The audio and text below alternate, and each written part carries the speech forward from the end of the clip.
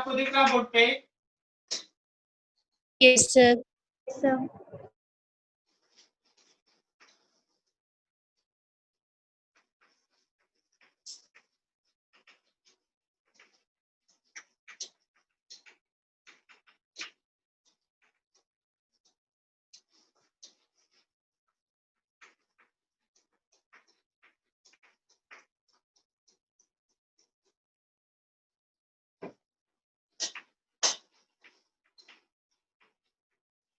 हाँ, एक चीज बोल दे यहाँ लिखने के पहले, याद रखिएगा कंजुगेट एसिड बेस भी एक चीज का इंपॉर्टेंट पार्ट है। तो आप बोले कि आपको आता है तो हम उसको टच नहीं किए हैं। कंजुगेट एसिड बेस से भी क्वेश्चन रहता है, तो आप उसको देख लिया, अगर प्रॉब्लम होगा बता दीजिएगा, जब बोलिएगा पढ़ा। मान लो हम लोग के पास HA इज वीक एसिड। अगर ये HA वीक एसिड है तो सॉल्यूशन में टूट के H प्लस और A माइनस देता है। ये सॉल्यूशन में टूट के H प्लस और A माइनस देता है।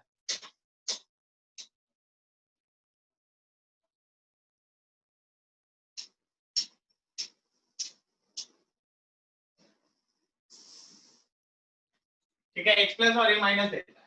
अब देखो इसको तुम दो तरह से लिख सकता है, अपने नॉलेज के लिए ऐसा इजी वे से लिख दो, चीजें आसान रहता है। नहीं तो तुम इसको ऐसे सोचो कि हुआ क्या, हुआ ये था कि भाई देख इसमें पानी था, इस पानी में आप HA डाले, तो जब आप इस वाटर में HA डाले तो देख हुआ क्या कि यहाँ का जो H प्लस है वो वाटर के साथ मिलके पहले बनाया H3O ऊपर में प्लस और बच गया A माइनस। तो आप अगर चाहेंगे तो इसी को आप ऐसे भी लिखते हैं कि HA का aqua solution H3O plus and A minus both are correct, दोनों 100% सही, जैसे लिखना है लिख। ठीक है, आप इस वाटर के अंदर HA को डालें तो HA का जो H प्लस था वाटर के साथ मिलकर H3O प्लस बनाया और साथ में A माइनस रिलीज। तो आप चाहो तो ऐसे लिखो, चाहो तो ऐसे लिखो, बात एक। ठीक है, अब देखो इसमें ऐसा कि अगर हम लोग इसमें किसी भी केस में इसका डिसोसिएशन कांस्टेंट लिखते हैं अकॉर्डिंग टू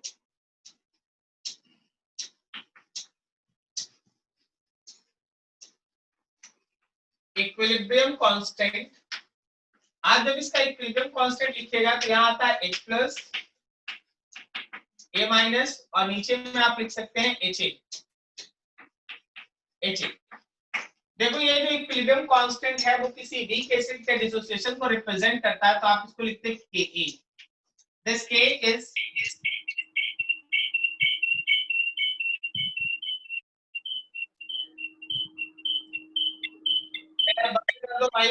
इसका डिसोसिएशन कांस्टेंट या दूसरा नाम है इसका ionization constant of weak acid. ये डिसोसिएशन कांस्टेंट या आयनाइजेशन कांस्टेंट है हमारे वीक एसिड का। तो के याद रखना कि ऐसा होता है कि वीक एसिड अगर टूटता है तो हम लोग उसको इस तरह से रिप्रेजेंट करते हैं। इसी तरह अगर आप कोई वीक बेस ले,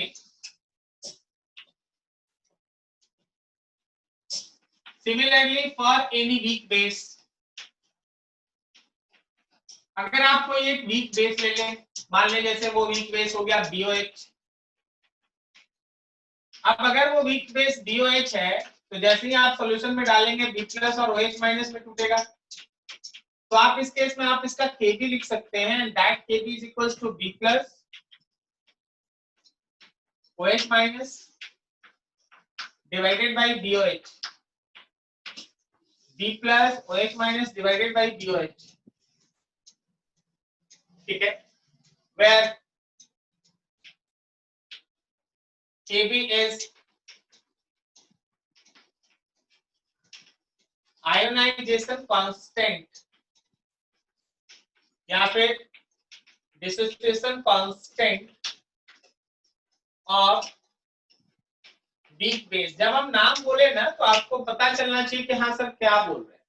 के बोले तो किसका मतलब क्या वो समझ में आए, के भी बोले तो क्या मतलब। अभी देखो जैसे तुम लोग तो तुम लोग तो ऑलरेडी अभी है ना एसिड बेस स्ट्रेंथ खत्म किया ना ऑर्गेनिक में, तो यहीं से ना बात निकलता है कि बेसिस जितना ज्यादा स्ट्रांग होगा उतना ज्यादा टूटेगा। अब उतना ज्यादा टूटेगा तो के का वैल्यू उतना ही बड़ा होगा। अगर बेस स्ट्रांग होगा तो बेस उतना ज्यादा टूटेगा, जितना ज्यादा टूटेगा केबी का वैल्यू उतना ही बड़ा होगा। तो देखो अभी तुरंत जो पढ़ा हुआ चीज है वहीं से अगर हम लोग कुछ निकाल दें तो फॉर वीक एसिड के is small, for strong acid के इज हायर। अब ये सब बहुत बच्चा वाला बात हो गया, आप एक बार लाइन समझ गए समझ गए। सिमिलरली आप दूसरा भी सोच सकते हैं, for weak base Kb is small and so on. For a strong base Kb is higher. अब तुम्हें जरा एक छोटा सा एग्जांपल बता दो, अभी पिछला सेक्शन आप तुरंत खत्म किए हैं। मेरे पास है CH triple bond C minus और मेरे पास है CH2 double bond CH minus और मेरे पास है CH2 माइनस। इन सबको Kb के इंक्रीजिंग ऑर्डर में सजाइए।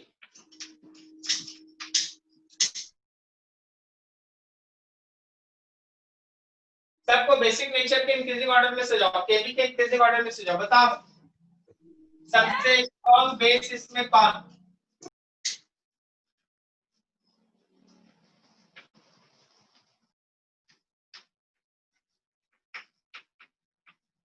डिग्री ऑफ डिसोसिएशन वैसे तो आप जानते हैं, लेकिन फिर भी एक बार बात कर लेते हैं।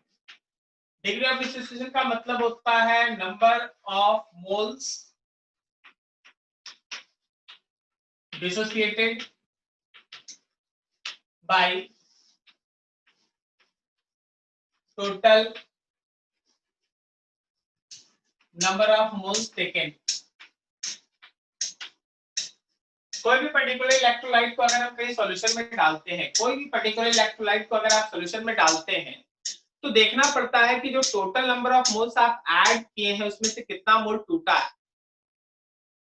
मान लो जैसे हम लोग है ना 6 मोल ऐड किए, पता चला कि वहां 2 मोल टूटा है, तो आपका डिग्री ऑफ डिसोसिएशन है कि 2 moles bye 6 moles 1/3 is the degree of dissociation. In percentage basis अगर परसेंटेज करना होगा तो 100 से आप मल्टीप्लाई करें, ठीक है। कोई भी वीक इलेक्ट्रोलाइट जब आप लेते हैं, अब यहां से फॉर स्ट्रॉन्ग इलेक्ट्रोलाइट अगर आपके पास कोई भी एक स्ट्रॉन्ग इलेक्ट्रोलाइट है तो आपका ये अल्फा अप्रोक्सीमेटली 1 होता है। लेकिन अगर आपके पास कोई भी एक वीक इलेक्ट्रोलाइट है तो याद रखना alpha is very less than 1। कोई बोल देगा तुमको 1%, कोई बोल देगा 5%। अब 1% का मतलब क्या हो गया? 0.01। 1% का मतलब हो गया 0.0। 1% टूटा मतलब 100 मोल लिए तो 1 मोल टूटा। अगर हम 1000 मोल लिए तो 10 मोल टूटा, 1% टूटा। So degree of dissociation alpha is much less than 1 for weak electrolyte and for strong electrolyte is approximately equals to 1, nearly 0.99 something like that, ठीक है। अब इफेक्ट मतलब वैल्यू कांस्टेंट होता है ये वेरिएबल। हम आपको एक चीज बता दें, कोई भी पर्टिकुलर इलेक्ट्रोलाइट किसी भी सॉल्यूशन के अंदर कितना टूटेगा ये इलेक्ट्रोलाइट के नेचर पे भी डिपेंड करता है और इस बात पे भी डिपेंड करता है कि आप सॉल्वेंट कितना लिए।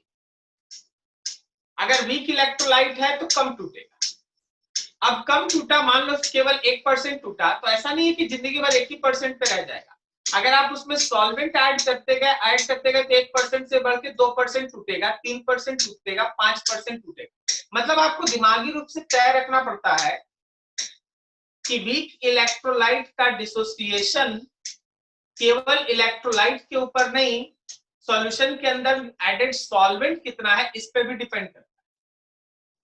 सॉल्यूशन के अंदर एडेड सॉल्वेंट कितना है इस पे भी डिपेंड करता है। और इस टर्म को सबसे अच्छे तरीके से आप पढ़ रखे, आपको कोई इशू नहीं, आप पढ़ रखे Oswald dilution law.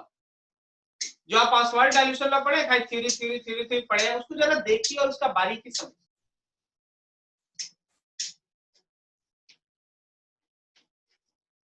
concept of Ostwald's dilution law. मान लो जैसे HA हम लोग का वीक एसिड है और ये टूट के देता है H प्लस और A-। अगर T इक्वल्स टू 0 टाइम पे इसका कंसंट्रेशन C है, ये 0 0 है, तो T equals to T time में C 1 माइनस अल्फा, तो क्या ये C अल्फा, ये C अल्फा बना? इसमें तो कोई डाउट नहीं होगा ना किसी को? क्या बोलता है इस लाइन को? किसी को कोई प्रॉब्लम समझने में? अगर प्रॉब्लम है तो बोलो, समझाएंगे अलग से।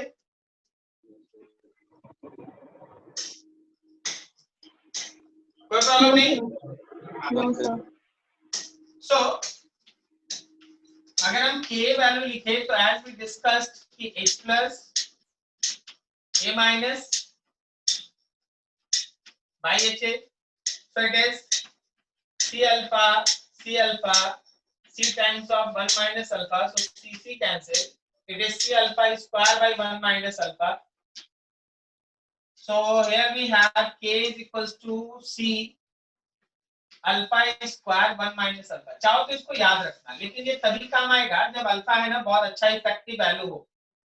मतलब ऐसा नहीं, अगर अल्फा काफी छोटा है, अगर तुम्हारा अल्फा 1 से काफी छोटा है तो आप इसी के को लिख सकते हैं C alpha square and you get that कि अल्फा, ये तो याद रखना, and alpha is under root K by C। K by C अपने आप में बहुत कुछ कहता है। जब आप अल्फा लिखते हैं root under K by C अपने आप में बहुत कुछ कहता है।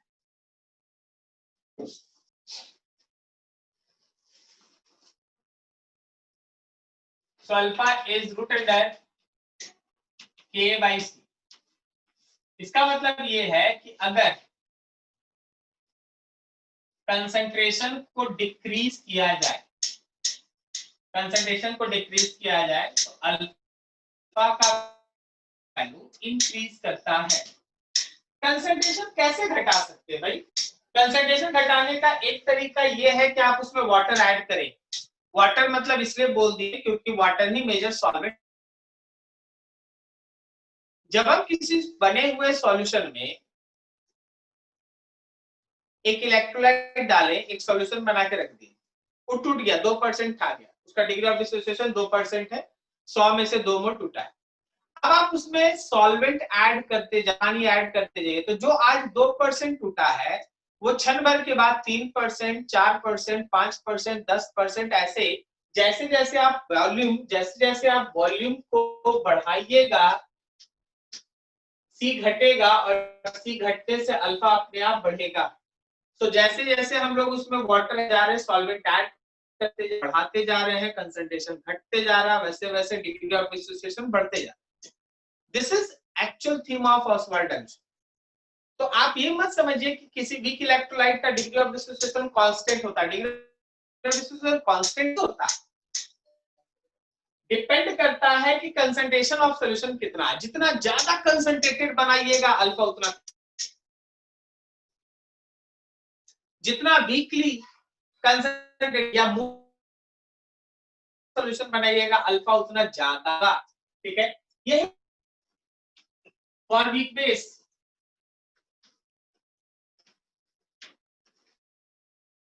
Alpha is under root KB by C। ठीक है, वीक बेस है तो वो है for weak acid, weak acid है तो ये है।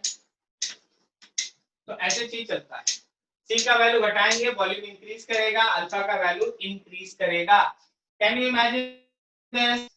क्या हम लोग इस फिगर को ऐसे कर सकते हैं? क्या हम लोग इस फिगर को ऐसे बना सकते हैं? जरा गौर करना। तो अल्फा और अंडर रूट C के बीच अगर प्लॉट लेंगे क्या हम ऐसे जा सकते हैं? तो जी बोलो, क्या ग्राफ सही है? जब तुम राइट में जाएगा तो C बढ़ेगा, तो तुम खुद देखो अल्फा घट रहा क्या। जब तुम यहां से लेफ्ट में आएगा इसका मतलब वॉल्यूम बढ़ेगा, और जब वॉल्यूम बढ़ेगा तो C का वैल्यू घटेगा, और C घटेगा तो देखो अल्फा इंक्रीज कर रहा है क्या। क्या आप समझ पा रहे हैं? तो डिग्री ऑफ डिसोसिएशन के साथ ये कॉन्सेप्ट इसका चल रहा होता है। फॉर्मूला एकदम दिमाग में रहना चाहिए, हम लिख देते हैं जो काम का आपका फॉर्मूला है। एक तो आप ये याद रखिए K is equal to C alpha square और दूसरा alpha is equal to root under K by C. Similarly base के लिए Kb is equal to C alpha square या फिर alpha is root under Kb by C. चलो ठीक है, note करो यहाँ तक, फिर और आगे बढ़ते हैं।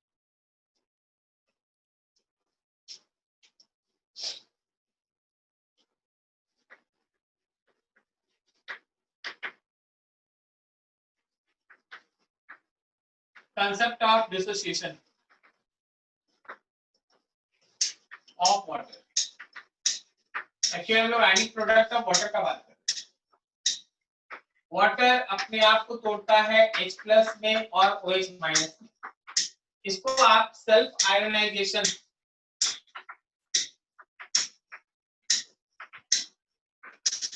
ऑफ वाटर भी कह सकते हैं। कारण है कि वाटर खुद अगले वाटर मॉलिक्यूल के साथ मिलता है और बनाता है H3O+ और साथ में OH माइनस।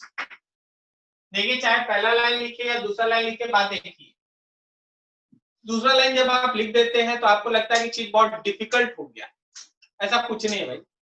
पानी के अंदर ही एक H+ बना, उसी H+ को कोई दूसरा वाटर अपने अंदर गेन कर लिया। जो वाटर खुद टूटा H+ दिया वो काम किया एसिड की तरह, दूसरा वाटर जो उसी H+ को गेन कर लिया वो काम किया बेस की तरह। तो यहाँ पे एक एसिड बेस का रिएक्शन भी पैरेलल में चल रहा होता है। ठीक है, तो अभी आपके पास सेल्फ आयनाइजेशन ऑफ वाटर ऐसे आप लिख सकते हैं। Now for this dissociation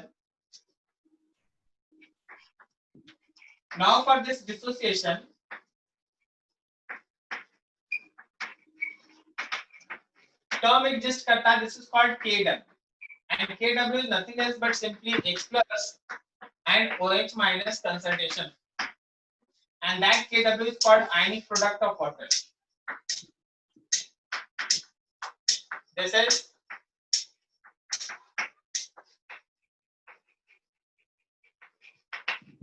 ionic product of water. अब देखिए Kw का वैल्यू 25 डिग्री सेंटीग्रेड पे एट 25 डिग्री सेंटीग्रेड H+ और OH माइनस का कंसंट्रेशन सेम होता है, that will be equals to 10 to the power -7। H+ और OH माइनस का कंसंट्रेशन सेम होता है, that will be equals to 10 to the power -7। So you get that कि Kw is actually 10 to the power -14। क्या सही है sir? हाँ बोलो। कुछ क्लियर नहीं दिख रहा बोर्ड।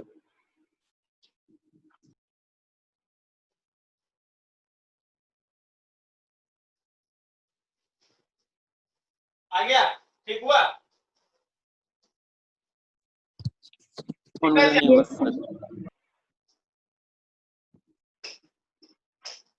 दिख रहा है? Yes sir. नहीं सर। अरे यार नहीं नहीं बोलेगा तो हम तो बैठे रह जाएंगे ना, खत्म हो जाएगा टाइम। सब दिख रहा है। दिख रहा था। प्रॉब्लम होगा। ठीक है सर, मैनेज कर लेंगे। हाँ very good, this is good boy. हाँ अब बोलो आगे। वाटर का जो डिसोसिएशन है, वाटर का जो डिसोसिएशन है वो एंडोथर्मिक प्रोसेस है कि exothermic?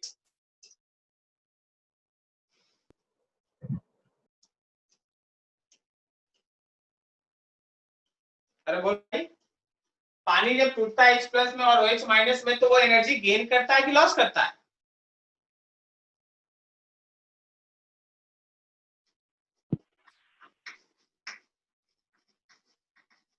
Dissociation of water is endothermic।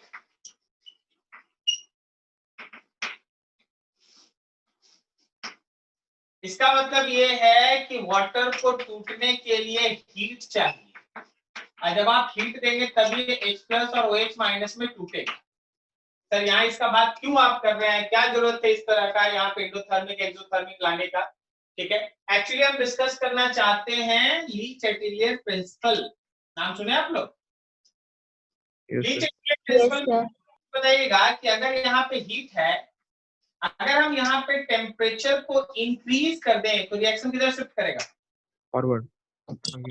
Very good, reaction जाएगा फॉरवर्ड। फॉरवर्ड जाने का मतलब मोर डिसोसिएशन है ना?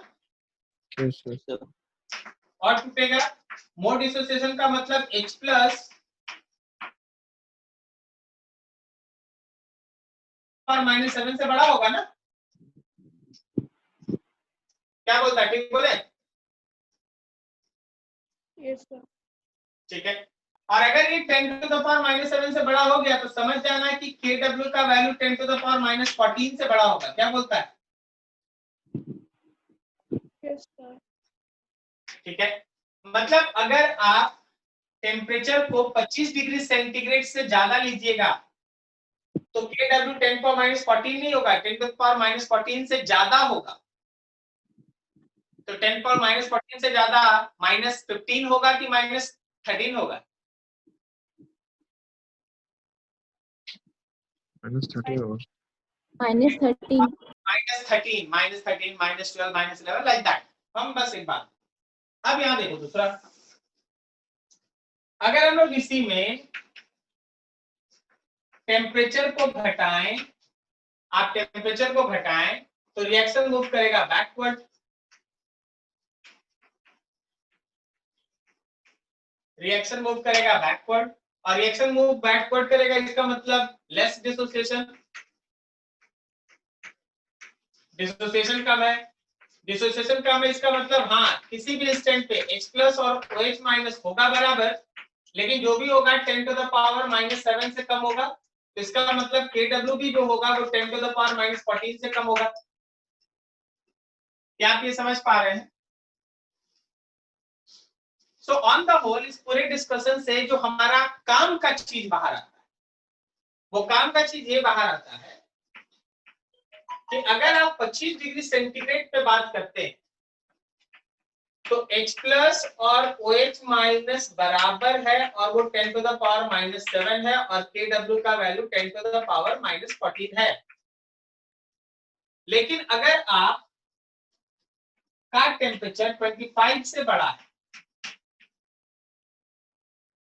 फिर से H प्लस और OH माइनस बराबर है और ये 10 टू द पावर -7 से बड़ा है और Kw 10 टू द पावर -14 से बड़ा है, लेकिन आपका टेम्परेचर अगर 25 डिग्री सेंटीग्रेड से कम है तो H प्लस और OH माइनस दोनों बराबर है और इस बार ये 10 टू द पावर -7 से छोटा है और ये Kw 10 टू द पावर -14 से छोटा। आपके काम का चीज ये है, लेकिन ये आएगा कैसे तो लेफ्ट में डिस्कशन। कभी भी कोई भी ऐसा क्वेश्चन जिसमें टेम्परेचर मेंशन ना हो, रिमेंबर दैट 25 डिग्री सेंटीग्रेड, अगर कुछ मेंशन नहीं है 25 डिग्री सेंटीग्रेड, ठीक है, क्योंकि बेसिकली 25 डिग्री का मतलब room temperature, experiment room temperature पे होता है। क्लियर है? तो क्या बोलता है Kw का वैल्यू टेम्परेचर के साथ कांस्टेंट होता है या वेरिएबल? Variable. वेरिएबल होता है। अगर टेम्परेचर बढ़ेगा तो Kw का वैल्यू घटेगा. बढ़ेगा। बढ़ेगा. टेम्परेचर बढ़ेगा तो Kw बढ़ेगा, टेम्परेचर घटेगा Kw घटेगा। क्या बोलता है, समझ में आ रहा है? Yes, sir. तो टेम्परेचर के बढ़ने के साथ Kw बढ़ेगा, H प्लस बढ़ेगा, OH माइनस बढ़ेगा। टेम्परेचर के घटने के साथ H प्लस घटेगा, OH माइनस घटेगा, Kw घटेगा। क्लियर है?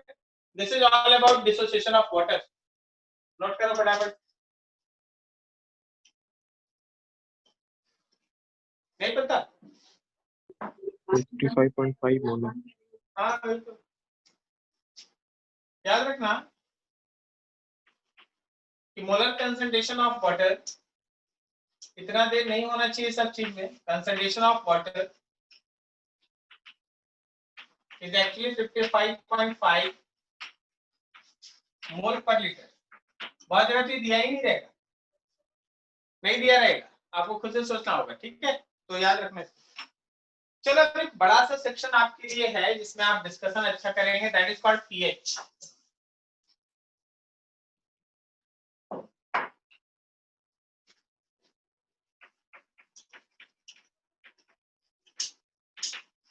concept of calculation of pH. pH scale used to find acidic or basic nature of any solution. चलो जी बढ़िया, आप जानते हैं सब कुछ। pH का वैल्यू आप निकालते कैसे? Then pH will be equals to nothing else but simply negative logarithm of H plus present in solution. ये आपका pH। आप इसी को ऐसे भी लिखते हैं कि कहीं भी अगर H plus कंसंट्रेशन का बात हो गया तो 10 to the power minus pH, ये तुमको H plus दे देता है। छोटे छोटे चीज आप देखते चलो, ठीक है। इसी तरह अगर हम लोग को pOH चाहिए होगा तो हम लोग माइनस लॉग या OH माइनस ले लेंगे और मिलाते जाओ। छोटा छोटा फॉर्मूला सब आपको आता है, हम बस ऐसे लिख रहे हैं। OH माइनस अगर चाहिए तो 10 to the power minus POH ले लेना। कोई भी सॉल्यूशन के लिए pH और POH का सम ये होता है 14, करेक्ट है ना? लेकिन क्या ये हमेशा होता है? नहीं होता है। एट 25 डिग्री, ठीक है, 25 डिग्री ठीक है। तो ये फंडामेंटल चीज है जो आप जानते हैं, इसमें कोई इशू नहीं है। अगर आपका pH लेस देन 7 है तो सॉल्यूशन है एसिडिक। अगर आपका pH ग्रेटर देन 7 है सॉल्यूशन है बेसिक। अगर आपका pH है एग्जैक्टली 7 देन सॉल्यूशन है न्यूट्रल। क्या बोलता है, सही जा रहे हैं? बोलो जी बोलो, लिखा हुआ चीज सही है? Yes, sir. हाँ सही होगा, बट इसके साथ एक चीज मेंशन होना चाहिए जो आगे का पढ़ाई है, टेम्परेचर। ये सही है 25 डिग्री सेंटीग्रेड। इसका मतलब टेम्परेचर खेल अभी बाकी। सोच के बताना, अगर किसी पर्टिकुलर सॉल्यूशन का pH 7 है, is it definitely it is neutral? किसी सॉल्यूशन का pH 7 है तो क्या डेफिनेट है कि वो न्यूट्रल है? नहीं। It can be acidic, it can be basic, that all controlled by the temperature. Even pH 6, you cannot say that it is acidic. It depends temperature, on temperature. क्या बोल रहे हैं थोड़ा क्लियर कीजिए, देखिए आप ध्यान से। जब आप 25 डिग्री सेंटीग्रेड पे बात करते हैं, ये डाटा ऐसे काम करता है, तो इसके पीछे का लॉजिक है, आगे का डिस्कशन उसको जरा गौर से देखिए। अगर हम लोग 25 डिग्री सेंटीग्रेड पे बात करते हैं तो याद रखना कि यहाँ KW होता है 10 to the power minus 14, H plus और OH माइनस दोनों होता है बराबर और होता है 10 to the power minus 7। तो यहाँ जब तुम pH लेता है तो minus log 10 to the power minus 7 को लिखता और ये आता है 7। तो चाहे तुम pH लो या तुम POH लो, दोनों 7 आएगा और सॉल्यूशन होगा न्यूट्रल। मतलब 7 corresponds to neutral. 7 corresponds to neutral. But now think, अगर हम लोग का टेम्परेचर 25 डिग्री सेंटीग्रेड से ज्यादा है तो हमारा KW 10 to the power minus 14 से बड़ा है। अब 10 to the power 14 से बड़ा है तो कुछ मान लेते हैं 10 power minus 12, समझा क्या? अगर KW 10 to the power 12 है तो कैन यू से दैट कि H प्लस और OH माइनस इक्वली कितना कितना है?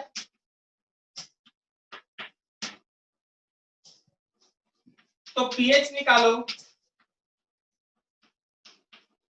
6 आएगा। इस बार ध्यान रखिएगा कि pH या POH 6 न्यूट्रल है। अगर 6 न्यूट्रल है तो pH 7 क्या है? बोलो बोलो, pH 7 क्या है? Basic.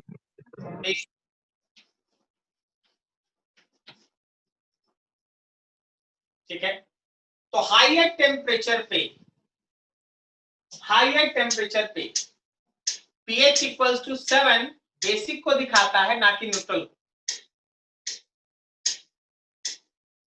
तो रिवर्स भी है ना थर्ड। सर अब ये 6 को बेसिक कैसे लेके नहीं समझ में आता, अब ये न्यूट्रल कैसे लेके नहीं समझ में आता? न्यूट्रल का मतलब बताना, न्यूट्रल का मतलब होता है जहां एक्सप्रेस और OH माइनस कंसंट्रेशन बराबर हो जाए, कैंसिल हो जाए, करेक्ट ना। Yes sir. तो अगर तुम्हारा टेम्परेचर 25 डिग्री सेंटीग्रेड से ज्यादा है तो Kw का वैल्यू 10⁻14 से बड़ा होगा, अभी थोड़ी देर पहले पढ़े। Yes sir. 10⁻14 से बड़ा में कुछ भी ले लेते हैं, कुछ भी ले सकते हैं, तो हम एक इजी कैलकुलेशन के लिए -12 ली, क्या ये समझा। हाँ सर। तो इसमें तो दोनों का प्रोडक्ट होता है ना, तो अगर दोनों का प्रोडक्ट लेंगे तो एक के हिस्से में 10⁻6 आएगा। हाँ सर, इक्वल रहता है ना दोनों। हाँ दोनों हाँ सर समझ गया। इक्वल रहेगा तभी ना न्यूट्रल बनाएगा। हाँ सर समझ गया। 6 पे न्यूट्रल है तो 7 किसको है, बेसिक को। अब देखना, अगर temperature less than 25 degree C हुआ तो मेरा Kw 10⁻14 से कम होगा।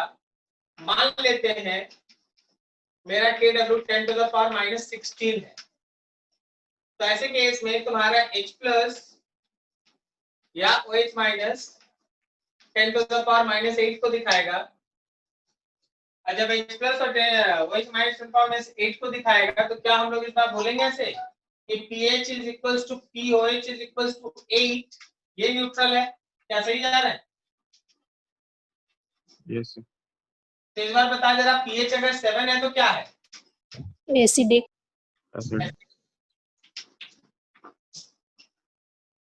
समझ में आया जी।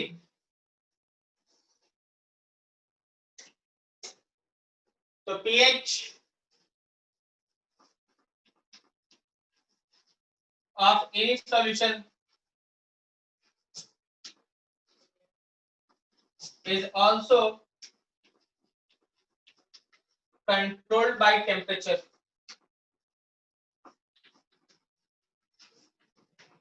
आप इस सॉल्यूशन के pH को टेम्परेचर के साथ कंट्रोल भी कर सकते हैं। अब देखो ना, इसका लाइफ में यूज देखो, हमारे बॉडी में बहुत सारा एंजाइम्स है जो काम करता है, और सभी एंजाइम्स के सही तरीके से काम करने का टेम्परेचर बॉडी का अपना न्यूट्रल टेम्परेचर होता है 37 डिग्री सी। ठीक है, तो ऐसा चलता है। अगर हमारा बॉडी 37 पे है, मतलब नॉर्मल जो 97 96 फ़ारेनहाइट के आसपास आता है, वहां पे बॉडी का सारा एंजाइम्स बहुत अच्छे काम करता है। All are controlled by the pH. अब क्या हुआ, फीवर हो गया। फीवर हो गया तो फीवर होने से क्या हुआ, मेरे बॉडी का टेम्परेचर बढ़ गया। जब मेरे बॉडी का टेम्परेचर बढ़ा तो उसका थोड़ा पीएच डिस्टर्ब हुआ। उस पीएच के डिस्टर्ब होने से वैसा वैसा एंजाइम, जैसे मान लो भूख लगना, खाने में जो इंटरेस्ट पैदा करता है, वो सब एंजाइम, उसका एफिशिएंसी घट गया। तो जैसे ही बुखार लगता है, फीवर हो जाता है, तो हम लोग को खाने का रुचि थोड़ा कम हो जाता है। तो ये सब all are controlled by the pH, and pH is controlled by the temperature. क्या ये समझ में आ रहा है? Yes sir. Yes sir.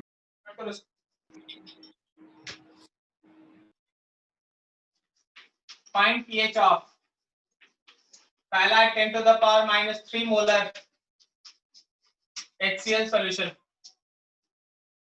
और दूसरा है 10⁻8 मोलर HCl सॉल्यूशन। चलो जी, पहला वाला का आंसर बोलो, देख के बोलो फटाफट। 3। तो pH होता है भाई माइनस लॉग H प्लस, और H प्लस है 10⁻³ सो pH इज इक्वल्स टू 3। दूसरे वाले का 8।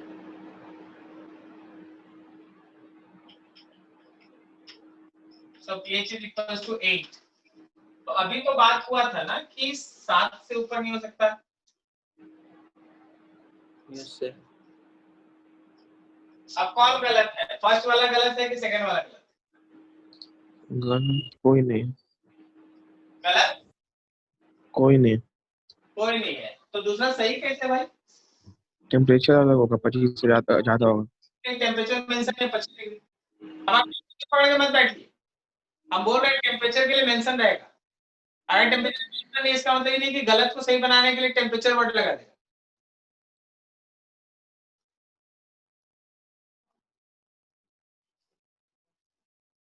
ये गलत है और ये 100% सही है। ये 100% सही है तो ये 100% गलत है।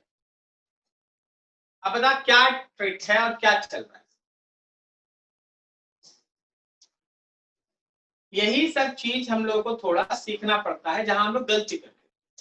ठीक है, हमेशा ध्यान रखना कि जब कभी भी आप पीएच का बात करते हैं, पीएच में जो आप negative logarithm of x plus लेते हैं वो x प्लस टोटल होता है जो सॉल्यूशन में मौजूद है। जो सॉल्यूशन में टोटल x प्लस है वो सबको लेना पड़ता है, खाली एसिड का x प्लस उसमें नहीं होता। मतलब क्या बोल रहे हैं, थोड़ा इलेबोरेट कर दीजिए। बिल्कुल कर देते हैं, देखो आगे।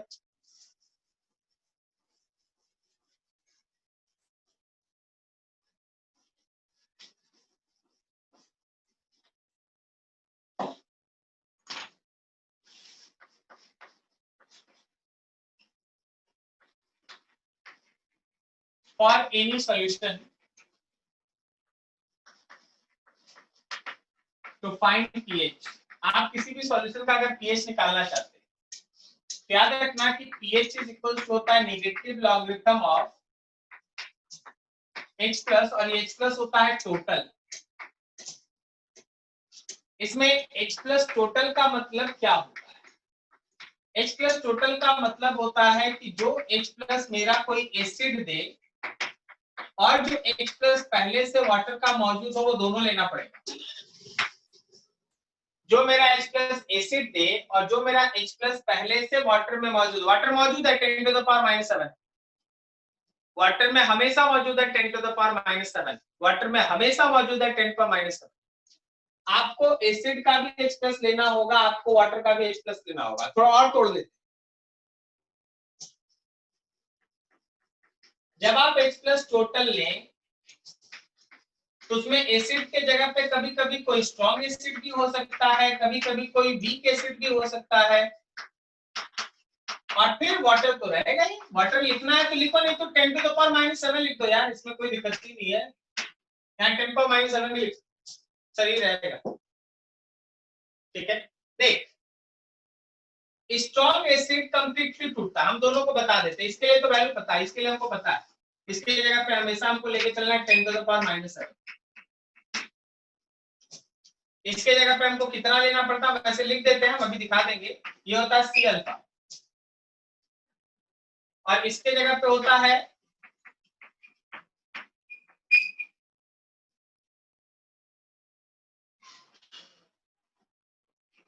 X factor multiplied with C. हम तीनों दिखाते। देख, फॉर स्ट्रॉन्ग एसिड, मान लो कोई हम लोगों के पास स्ट्रॉन्ग एसिड है। स्ट्रॉन्ग एसिड में चलो पहला छोटा लेते हैं, तो ये पूरा टूटेगा ना H प्लस और Cl माइनस में। तो T इक्वल्स टू 0 टाइम पे अगर आप C लीजिएगा तो ये नहीं, लेकिन T equals to T time पे ये पूरी तरह से खत्म हो जाएगा और ये C बन जाएगा, ये C बन जाएगा। तो क्या इसका X फैक्टर 1 था? तो 1C।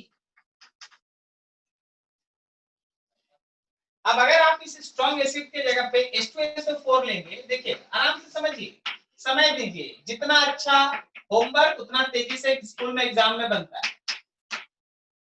देख T इक्वल्स टू 0 टाइम पे C लेते हैं, ये नहीं था, नहीं था। T equals to T time में ये खत्म, तो ये 2C बनेगा ना। क्या इसका X फैक्टर 2 है? Yes, sir. क्या आप बोलो यार? Yes, sir. X फैक्टर जानता है? Yes, sir. तो यार 2C होगा, Yes, sir.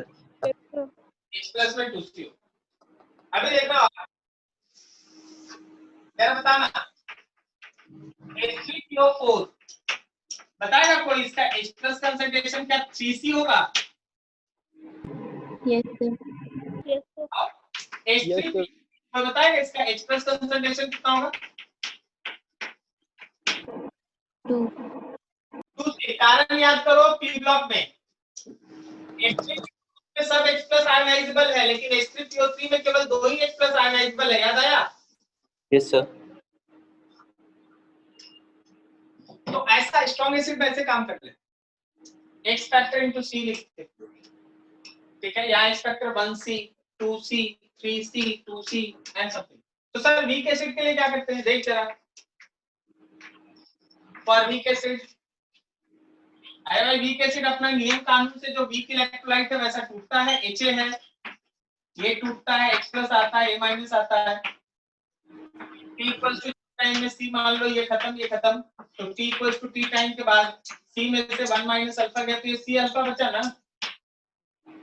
तो वीक एसिड के लिए जब तुम एक्सप्रेस करता है तो C अल्फा से आता है, करेक्ट, समझ में आया क्या? ठीक है, और ये जो वाटर का 10⁻7 हमेशा है। तो सर जो पढ़ा रहे हैं इसका मीनिंग बताइए, देख अब क्या हुआ क्या था दोनों क्वेश्चन में उसका सुना। एक क्वेश्चन था कि हम लोग को 10⁻³ मोलर HCl का pH चाहिए। इसका मतलब HCl जब सॉल्यूशन में जाएगा तो H प्लस और Cl माइनस में टूटेगा भाई, तो यहाँ C है तो ये 0 है, जब ये 0 हुआ तो ये C, तो इसका मतलब H प्लस अभी जो एसिड दिया हमको वो C है, मतलब 10⁻⁻3। लेकिन हम लोग को अभी सीखे कि एक pH लेना है, हम लोग तो ये सीखे कि अगर हम लोग को H प्लस लेना है सॉल्यूशन में, टोटल लेना पड़ेगा, एसिड का भी लेना पड़ेगा, वाटर का भी लेना पड़ेगा। तो एसिड वाला 10⁻³ और वाटर वाला 10⁻7, समझे क्या?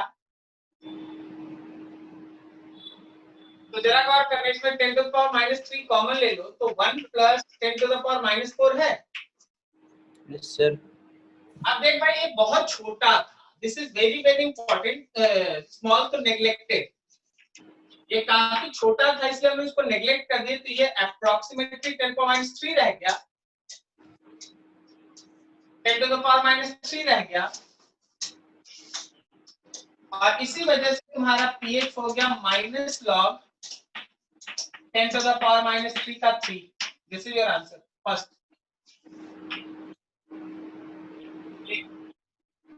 जब तुम दूसरा एग्जांपल देखा जहां ये 10⁻⁸ मोलर था, HCl था, तो थोड़ा लिखते नहीं है, ऐसे ही लिखते हैं कि जो मेरा H था उसमें और वाटर से आ रहा है, तो अब देख यहाँ पे तुम 10⁻⁻8 लिखेगा, बगल में 10 पड़ा है, तुम इसको नेगलेक्ट कैसे कर सकता है, क्या समझे?